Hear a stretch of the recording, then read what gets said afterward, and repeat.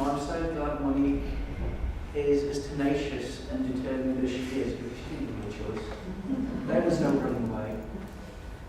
And she's helped me to see, well, actually, yes, John, this is out of your comfort zone. This is out of your, what you would call your calm area. But isn't that where life begins? Isn't that the excitement of living, when you push yourself? When you think you are worth more, when you think you do more? And for me, that's something I'm very grateful to Monique for. I don't like to praise her too much, clearly. We went to a bursary camp in the end of last year, something I think we were both very anxious about. But again, what was so nice about that is we did it together, and we got each other through it together. And we were successful. We got the full amount we applied for, which I don't think at the time I quite appreciated what an achievement that was. And yes, we launched a couple of months ago, so I think there can be, certain sections of society look at Autism and think, cannot do this, cannot do that, restricted. And for me, it's such a wrong way to look at it. It's about looking at these potentialities and what they can do, what they have to offer, the qualities that that person possesses, and helping to nurture those and allow them to see what they're capable of, and to get their potential out from in their head and into reality. It's really important. Okay, so this isn't just some sort of random Japanese word off the internet. Have you guys, any of you ever heard of Satoshi Tajiri? Nobody? Okay. Now, I read an article on this gentleman a couple of days ago. I found it fascinating for more than one reason, and I'll tell you those reasons in a moment.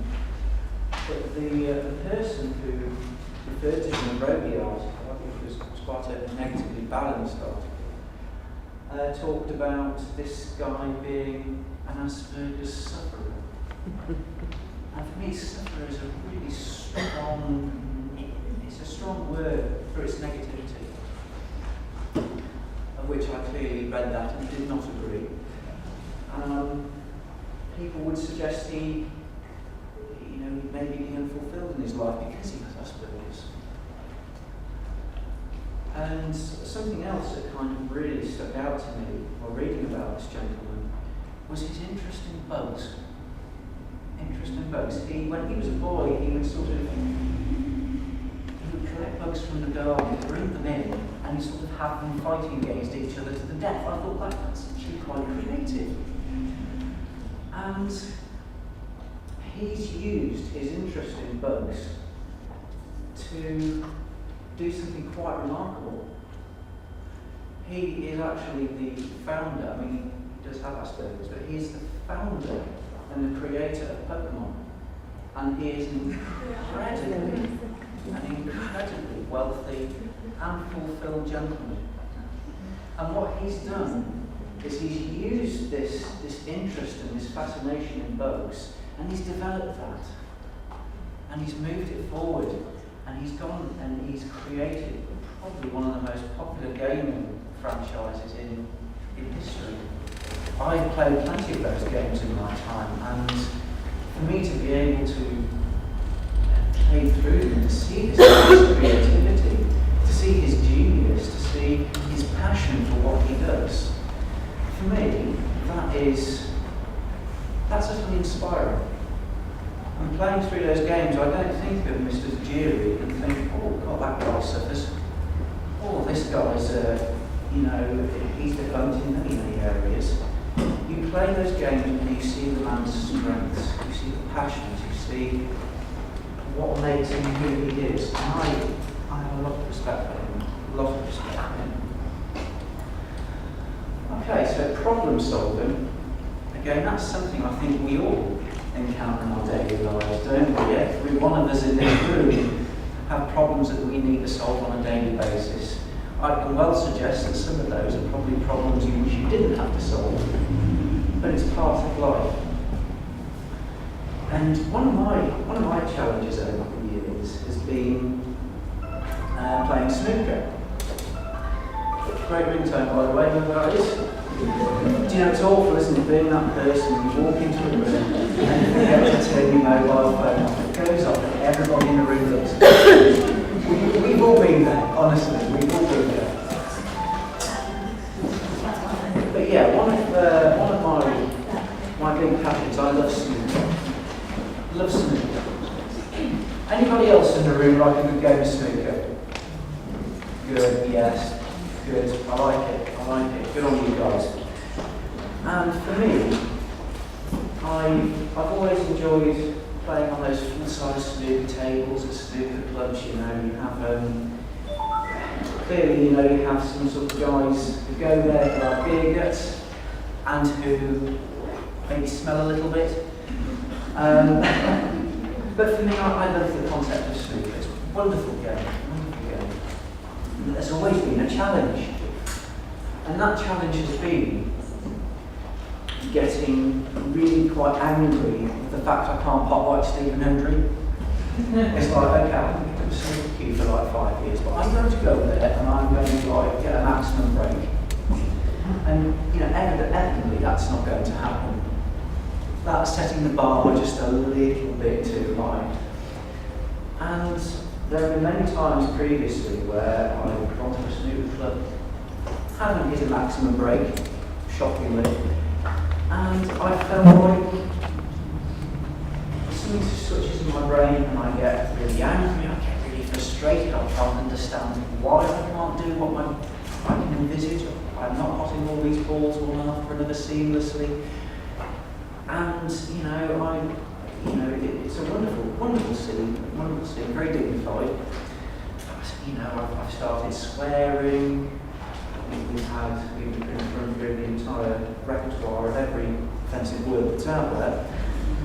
And you know, I'm sort of waving the cue around like I'm about to throw it like a javelin, like an athlete, and it's just I can't understand why I'm not doing what I think I can do. And I last played snooker about 3 years ago, until a week ago today. And I've been 3 times since last Thursday.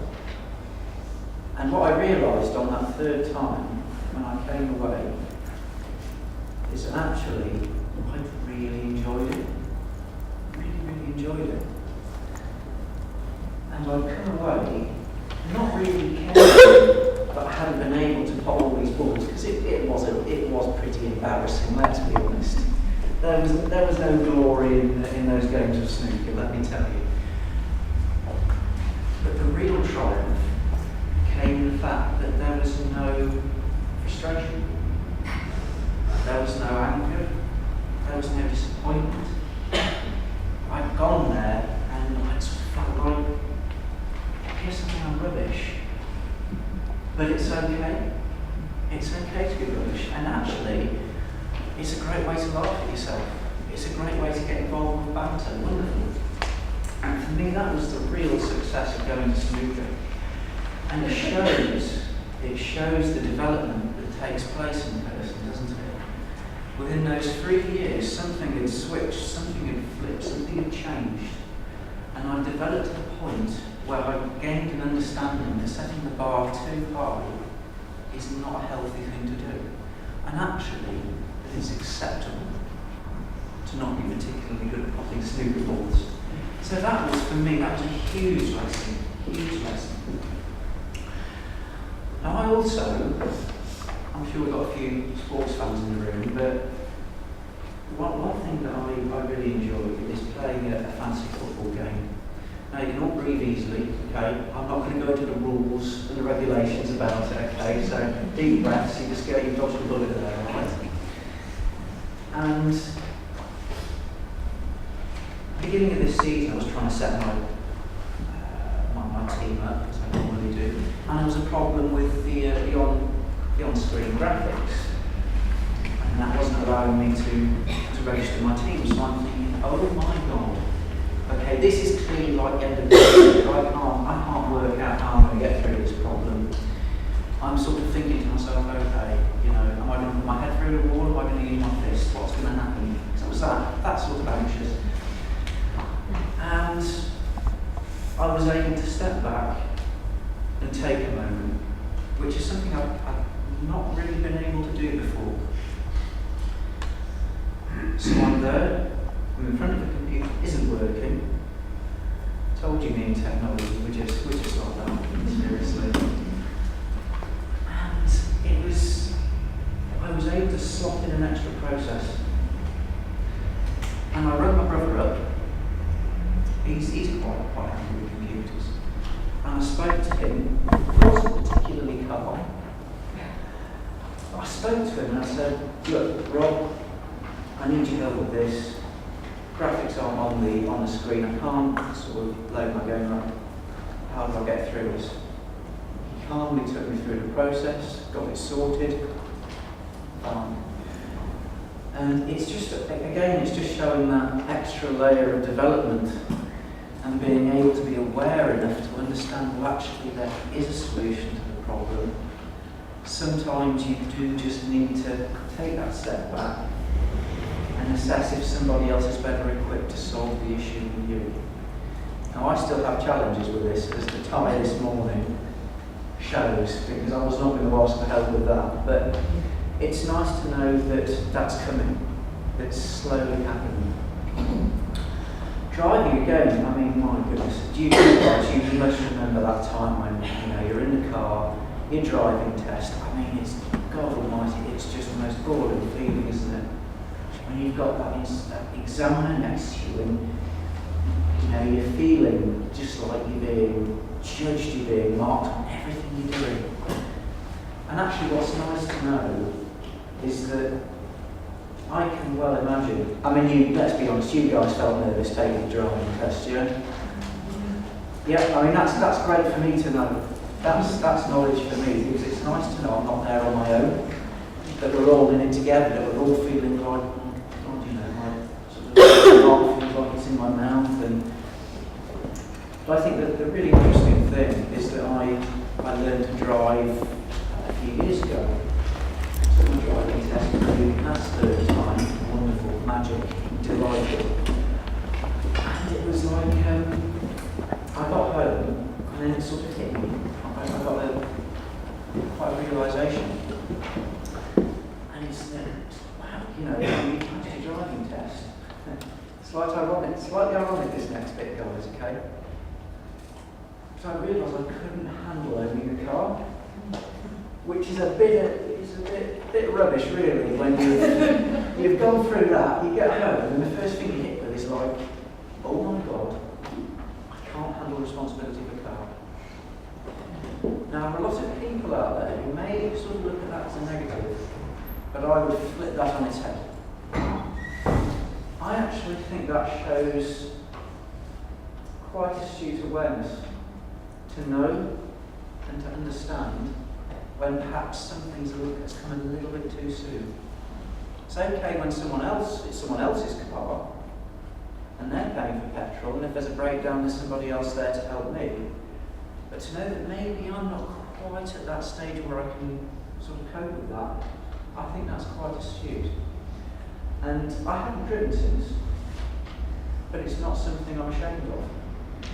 Because I know that's part of the process, and that process is building up to the point where I will get a car, and I will drive. And when that moment comes, it will be done when I am ready. Not too soon. Very important. We all like going out with friends, don't we? I'm sure a few of you guys could give a few tales about Friday nights out. I can well imagine. And from my point of view, I've never really had that.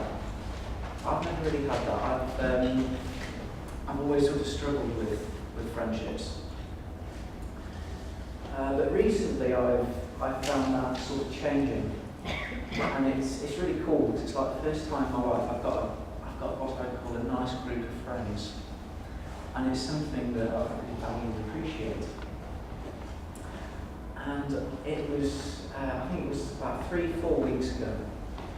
And 30 years old, I was invited out to go for a meal with a group of friends, none of whom have autism, because I've always found that to be more comfortable.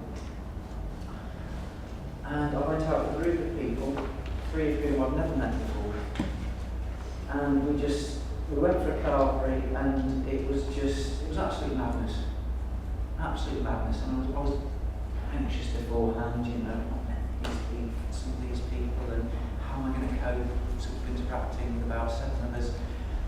But it was just a wonderful experience. It was an absolutely wonderful experience. And, you know, it's something we're going to do regularly. And I think, for me, sometimes you can worry so much about solving a problem, and you can almost overthink it. And I think the best therapy for me was just to go there, turn up, do it, sit down, eat too much, talk absolutely nonsense for a couple of hours, and just enjoy being part of the madness. I think that's what we all enjoy. And I think also it's about understanding social interaction a bit more, as to why people do it, the values of it, the benefits. Because I'll get onto that later, but it's something that I've not always understood. Okay, now we've all done it, haven't we? We've all sat down next to that bloke on the bus who clearly needs to be, you know, go through some sort of fumigation process because he smells bad. We've all been there. We've all been there. I said there's a bloke on the train this morning who smelled a bit funky. Goodness gracious me. Wishing for a cold I was, let me tell you. But as a youngster, I was probably closely resembling one of those people. I never, this will just make you guys cringe, I'm sure. I always joke with Monique, and it absolutely kills her, Oh, I've never had a film in my life. Never had a film in my life. And that is after years and years of neglecting my teeth. Years, honestly, from about the age of, 10 to about 21, there were times when I would maybe brush my teeth once a month. So you can imagine the bed breath in the morning was spectacular. Absolutely magic stuff. But from my point of view, why would I brush my teeth? Why would I? When I can sit in front of a PlayStation, right, and I can be a world-class cricketer, world-class footballer, I can be a slayer of dragons, I can be a hero. If you think of it in those terms, why would you want to take yourself away from being an unbelievable football player? To go and put some bloody Colgate in your mouth? Why would you? And for me, that's how I looked at it. I was far too interested in playing games and enjoying that side of it. The toothpaste and the toothbrush just didn't register. Washing. Well, yeah, I think a few of you know where this is going. Right. You've heard the joke, haven't you? You've heard the old one-liner about the annual bath. Well, let me tell you guys something, right? There were times in my teenage years where that was unfortunately accurate, right? And even getting in bathed once a year was a struggle. Absolutely no desire to do it, hated it, didn't want to sit in the bath, what's the point, you know, I didn't think I smelled it. And it wasn't a priority. And I think what really actually was quite helpful with that was sort of going out and living independently. I think that really helped, because obviously I was early 20s by this time, and I had, socially, I'd matured a little bit. And for me, I was just like, okay, it slowly began to cotton on that John, have to go out in public. Really, for the people who come into contact with you, you need to have a bath. You need to wash. For the love of God, man, put some head and shoulders in your hair. Okay? So I did. And slowly since that point, it's developed. And we've worked, and I bathe I'm very happy with my bathing schedule now, you know. It's certainly a step up from where it was. But I bathe multiple times a week now, you know, and for me that is a massive success. A massive, there's still work to do, of course there is.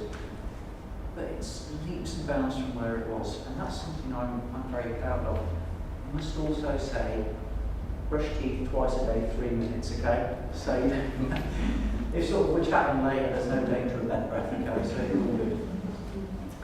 Deodorant, now that's an interesting one. That's a different kettle of fish. I never had a problem with using deodorant, even as a young man, because it's like, I picked up this rollerball and I was like, wow, you know, this thing's amazing, amazing. You know, I get to sort of lift my armpit up and sort of give it a roll, and I smell nice. I mean, this is just phenomenal. So that was never an issue, because I was fascinated actually by the way the rollerball worked. I used to sort of play with it even when I didn't need to use it. It was a great way to pass the time. Great way to pass the time. Interesting. Okay, appearance, clothing. Clearly an integral part of going out. You see it even when you're not outside. I think it's pretty obviously important. And I just remember it just, so long as I had something on, you know, this again would have been, oh, goodness, from childhood up to about, I would suggest even as recently as about 25. As long as I had something on, I wasn't bothered. You know, as long as that was good. And I remember always, you know, what I'd always do to sort of get clothes, pop into Tesco, right? And it'd be like, I'd be so focused on what I needed to get. So it'd be like, yeah, Tesco value jeans, 1, 2, 3 pairs in the trolley, get the hell out. And I actually think that's a really good way to shop. Really, really good way to shop. But what I was denying myself really was denying myself the ability to have an individual fashion sense, because it was very basic, very plain, very functional. And what's kind of happened since then, which I actually do kind of thank my mum and my sister for, this is all, and what they did was when I was a teenager, they always used to buy me blooming clothes for Christmas. And I tell you, I'd open them. I'd open the presents under the tree. And I'd say, oh, thank you very much, Mum. It's what I've always wanted. Inside, I'd be like, you swine. you knew I wanted a game, or you knew I wanted a DVD. But no, I get a flipping jumper. Thank you so much.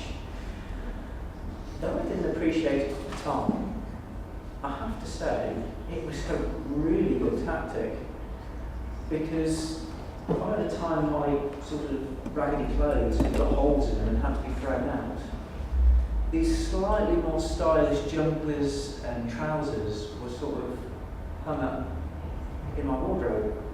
And as I really wasn't bothered, I just picked the first thing.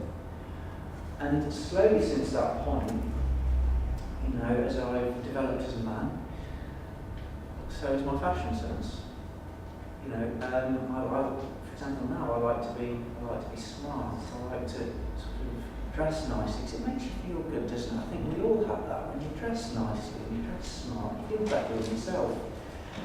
And that just sort of shows the sort of development of a person, I think, and the way sort of fashion sense and your appearance and, you know, the hygiene, it sort of almost rolls into one. And that's what I kind of like. I would certainly class that as slow, consistent development.